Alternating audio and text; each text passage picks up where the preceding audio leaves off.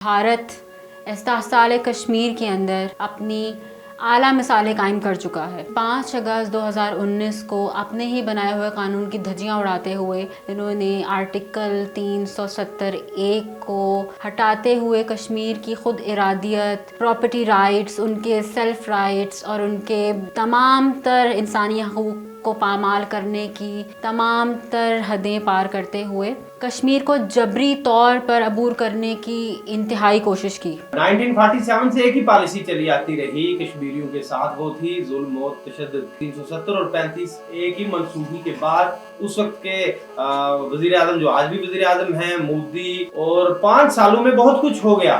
Agenda है और उसमें कश्मीर को जो है ये आइडेंटिटी खत्म कर देने का ये मैनिफेस्टो का हिस्सा है। तो वो अपने पहले टर्म में जो नहीं कर सके, उन्होंने सेकंड टर्म खत्म करने से पहले कर दिया।